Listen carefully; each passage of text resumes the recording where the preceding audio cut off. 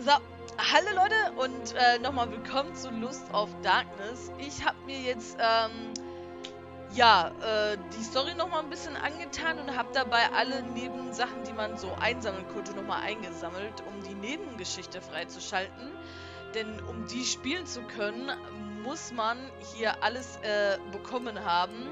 Und es gibt ja halt, wie gesagt, das kam ja auch schon mal in, achso, steht ja hier auch nochmal. Entdecke die Slide-Stories, um die Spielewelt besser zu verstehen. Und ich würde sagen, das machen wir doch einfach mal. Und, fangen von links nach rechts auch an. Das Erbe der Yelvertons. Und, Harriet Yelverton slowly slipped into madness. She talked about the land of eternal ecstasy, which she saw in her dreams, and about the essence, energy binding alien worlds. Harriet's husband, Milton Yelverton, taken by the stories of Lustga, would write down the contents of her visions. His notes contained mysterious symbols and plans of an unknown construction. Harriet died giving birth to Milton's son, Benedict Yelverton. Depressed after his wife's death, Milton committed suicide. When Benedict grew up, he inherited the entire Yelverton fortune, as well as his father's notes. The land described in them began to fascinate him. Benedict found out that in order for the conjunction of Lustga and our world to happen, a building would have to be erected, one of a structure mirroring a building from the land of eternal ecstasy. Working off his father's notes, he commissioned the construction of a huge mansion in the state of Pennsylvania. The final condition for the two worlds' connection was sacrificing a child born of a seeing, a person whose mind has always been connected to Lustga. Benedict knew that he was the child of a seeing himself, but he wasn't going to sacrifice himself. He wanted to enter Lustga as a hero, not an offering. He decided to find a person possessing a gift similar to his mother's. He organized a group which began searching. The association, taken by the information about the world of Lustga, soon transformed into the cult of ecstasy. The search for a seeing, however, did not bring results. The members of the cult of ecstasy discovered that Benedict himself could be the ritual offering. Benedict grew to despise the cult, believing it to be a bunch of rich degenerates. To not allow the conjunction of Lustga and our world, Benedict committed suicide. That way he foiled the attempt at sacrificing him. A few months later, a boy was born, the child of Benedict and a servant working in the mansion. Willard Yelverton despised his mother from a very early age. As a teenager, he killed her and joined the cult of ecstasy. After a relatively short time, he became its leader. Willard resumed the search. In an old Yelverton house in a secret locker, he found letters written by his grandmother, Harriet Yelverton, and her lover. He discovered that Harriet had a child out of wedlock. Willard traced the bastard's genealogy and reached Amanda Moon. He began following her. Even a brief encounter was enough for Willard to feel her aura. It turned out Amanda had inherited the gift of seeing the essence from Harriet.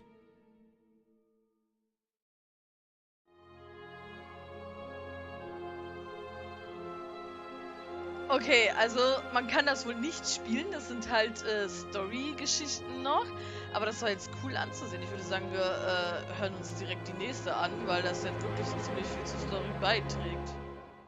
Doreen Austerlitz, professor of psychology and philosophy, well known for her various controversial, pseudo-scientific publications, becomes acquainted with Benedict Yelverton to investigate the subject of his mother's madness. Doreen has already encountered similar cases working on her book. She investigated them with fascination, and a striking number of similarities between the visions occurring in various unconnected people has brought her attention to the topic of other dimensions, including the land of Lustga. The journal of Milton Yelverton, Benedict's father, turned out to be true treasure for her, containing numerous descriptions and even figures regarding Lustga. Doreen wrote down her knowledge in her work titled Nature of Universes. Milton Yelverton's journal contained varied information regarding opening the gates of Lustga, the land of eternal ecstasy. Benedict wanted to make the conjunction happen, believing it to be his father's wish. For the gates of Lustga to open, a child had to be sacrificed, a child of a seeing, a person sensitive to the energy emanating of Lustga. Doreen Austerlitz, for years having searched for any information about other dimensions, began to see a chance to experience true happiness and be released from the shackles of humanity. She decided to help Benedict in the search for a seeing. For that purpose, Doreen used her various contacts, including those from the academia. Doreen Austerlitz passes the attained knowledge on to people who joined the search for the seeing. Soon the association, along with Benedict, begins the preparation for the ritual of transcendence. Numerous meetings, during which Doreen shared the fascinating knowledge of Lustgar with the guests, soon began to attract people from the world of business and politics. Afraid of unnecessary growth of the association, Doreen grew reluctant to accept new members, making the group more elite. It was then that the association finally assumed the name Cult of Ecstasy. Not able to bear the weight for otherworldly pleasure, the members performed more and more promiscuous orgies. One of the ascended, Lassie, found that the visions written down in Milton Yelverton's journal came from Benedict's mother, and if she was a seeing, that meant that the child supposed to be offered to Lustgar can be Benedict himself. Ever since the association reformed into the Cult of Ecstasy, Benedict stopped attending the meetings, leaving control to Doreen Austerlitz, who quickly named herself the cult's guru. Doreen ordered Lassie to capture Benedict and bring him to her. Benedict, however, foresaw this turn of events. To prevent being offered as a sacrifice, he committed suicide. Several years later, Doreen Austerlitz discovered that she was terminally ill. She knew that she would have to leave, and the mission would probably not end within her lifetime. Doreen saw no proper successor among the members of the Cult of Ecstasy. Using her psychological knowledge, she set a young boy raised in the mansion, Willard Yelverton, against his mother. Manipulating the child, she did everything she could to make him a sociopath set only on one goal: opening the gates of Lustgar. Doreen Austerlitz died with a smile on her face. She knew that Willard Yelverton, the monster she had created, would complete her work and lead the Cult of Ecstasy to its destiny. Eine ganz schön kranke Story, aber jetzt geht's ja noch weiter. Beings of Lustgar discovered a way to modify their minds and bodies to great extent. Their god king, Bark, decided to perform a series of obligatory operations aimed at transforming every creature of Lustgar into creatures crawling in eternal ecstasy. He believed it to be the only way of experiencing eternal happiness. Zaderithes, along with his Castle of the Omniscient, rebelled against the God King's decision. A war broke out, and the Castle of the Omniscient lost. Bark did not, however, destroy Zaderithes. Instead, he changed him into an enthralled, a creature that feels nothing, and its only purpose is to serve the changed and give them pleasure. Soon, many more shared the tragic fate of Zaderithes. The remaining members of the Castle of the Omniscient and its many followers also became the enthralled. The God King Bark introduced his plan. Forced mutation of creatures took place throughout the entire land. The entities born of this are the changed. Their purpose is receiving sexual pleasure from the enthralled and devouring their used-up bodies. Bark also performed the transformation on himself. The change, however, was not total. He left a fraction of his old self to allow rational thought.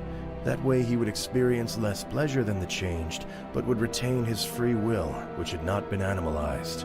Right after this transmutation, Bark named himself the Lustful God.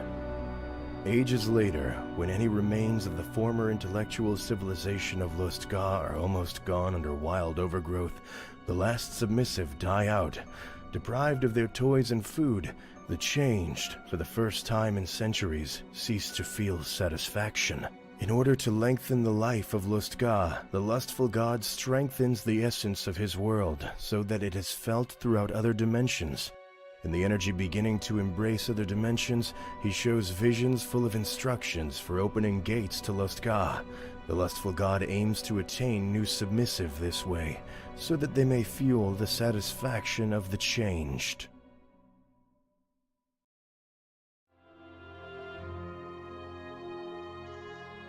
Ja, und das war dann auch die komplette Story zu Lust of Darkness.